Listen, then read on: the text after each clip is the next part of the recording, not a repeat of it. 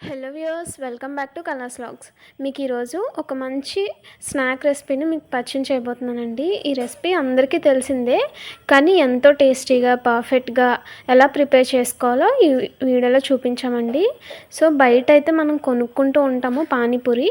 So అలా కాకుండా ఇంట్లోనే హైజీన్గా చాలా హెల్తీగా ఎలా ప్రిపేర్ చేసుకోవాలో చూపిస్తున్నామండి. వీడియో లెంతీగా ఉందని ఎక్కడ స్కిప్ చేయొద్దు.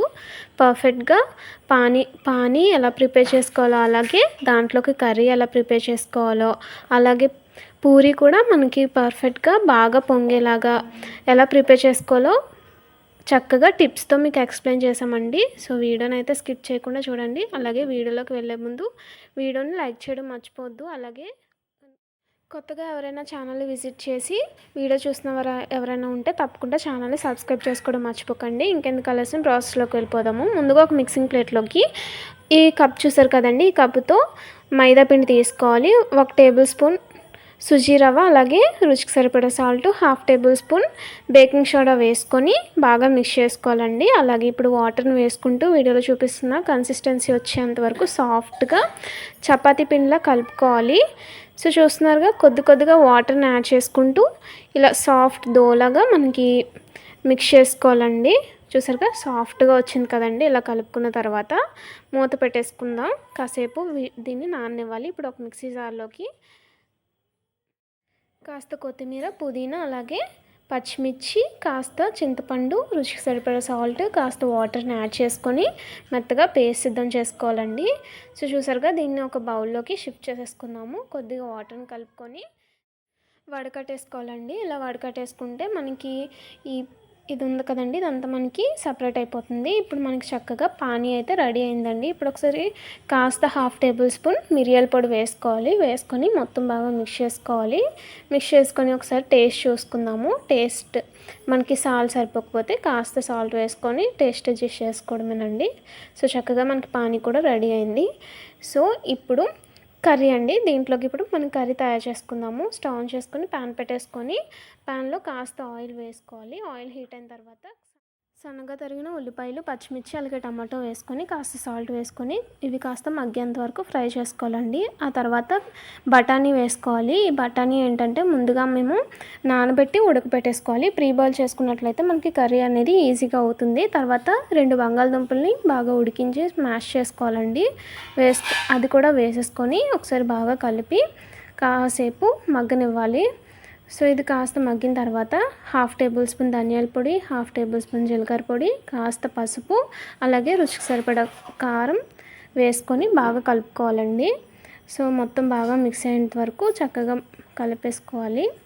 సో ఇలా కలుపుకున్న తర్వాత కాస్త వాటర్, ఎక్కువ కాదండి, కొద్దిగా వాటర్ని వేసుకొని ఇది బాగా మిక్స్ అయ్యేంత వరకు చక్కగా కలిపేసుకోవాలి. ఇది ఇలాగా ఒక 5 మినిట్స్ పాటు ఇలా దగ్గర పడేంత వరకు కలుపుకున్న తర్వాత మనకి ఇది రెడీ అయిపోయినట్టండి. ఇప్పుడు స్టవ్ ఆఫ్ చేసుకుందాము. స్టవ్ ఆఫ్ చేసుకొని కొత్తిమీరతో గార్నిష్ చేసుకుందామండి. ఒకసారి బాగా కలిపేసుకుందాము. దీన్ని ఇప్పుడు స్టవ్ ఆఫ్ చేసుకొని దించేసుకుందాము. దీన్ని ఒక బౌల్లోకి షిఫ్ట్ చేసుకుందామండి. సో మనకి పూరీలోకి కర్రీ అయితే మనకి రెడీ అయిందండి. సో ఇప్పుడు నెక్స్ట్ మనకి పానీ రెడీ అయింది, కర్రీ రెడీ అయింది. తర్వాత నెక్స్ట్ పూరి అండి, ఎలా ప్రిపేర్ చేసుకోవాలో చూద్దాము. ముందుగా మనం పిండిని పక్కన పెట్టుకుందాం కదండి. దాన్ని తీసుకొని ఏదైనా చపాతీ పీట లాంటి దాన్ని తీసుకోవాలి. దాంట్లోకి పొడి పిండిని వేసుకుంటూ ఇలా చపాతీలాగా పల్చగా పాముకోవాలండి. సో పిండిని వేసుకుంటూ చక్కగా చపాతీలాగా పామేసుకోవాలి. సో చూస్తున్నారుగా, ఈ విధంగా పాముకుంటే అంచులు చక్కగా ఒకే సైజులో చక్కగా పాముకోవాలి. సో ఇలా పామేసుకున్న తర్వాత ఏదైనా మేము ఇలా చిన్న గ్లాస్ తీసుకున్నాము, ఆ గ్లాస్ సైజు మేము ఇలా కట్ చేసేసుకున్నాము. ఇలా కట్ చేసుకొని వేరే ప్లేట్లోకి షిఫ్ట్ చేసుకోవాలండి. సో ఇలా ఎన్ని పూరీలు వస్తే అన్ని పూరీలు ఇలాగా కట్ చేసుకోవాలి. సో ఈ విధంగానే మొత్తం పిండిని చేసేసుకోవాలండి. చూస్తున్నారు కండి, తప్ప వీడియో లైక్ చేయడం మర్చిపోవద్దు. వీడియోలో చూపిస్తున్న ప్రతి ఒక్క టిప్ని ఫాలో అవ్వండి. సో చూస్తున్నారుగా, ఈ విధంగా ప్రిపేర్ చేసుకోవాలి. సో ఈ విధంగా మొత్తం ప్రిపేర్ చేసుకున్న తర్వాత స్టవ్ ఆన్ చేసుకుందామండి. నెక్స్ట్ ప్రాసెస్లోకి వెళ్ళిపోదాము. స్టవ్ ఆన్ చేసుకొని డీప్ ఫ్రైకి సరిపడా ఆయిల్ని హీట్ చేసుకోవాలండి. ఆయిల్ అనేది బాగా వేడెక్కాలి. సో అప్పుడే మనకి పూరీలు చక్కగా పొంగుతాయండి. సో ఈ విధంగానే ఒక్కొక్క పూరీని వేసుకుంటూ చక్కగా ఇలాగా బాగా నూనె మరిగితేనే మనకి పూరీలు పొంగుతాయండి. సో ఇది మాత్రం మర్చిపోవద్దు. సో ఇలాగ మనకి ఈ కలర్ వచ్చిన తర్వాత వీటిని వేరే ప్లేట్లోకి షిఫ్ట్ చేసుకోవాలి. షిఫ్ట్ చేసుకొని మిగతా వాటిని కూడా ఈ విధంగా వేసుకొని మనం వీటిని ప్రిపేర్ చేసుకోవాలండి, వేయించేసుకోవాలి. సో చూస్తున్నారుగా చక్కగా అయితే మనకి పొంగాయి కదండి.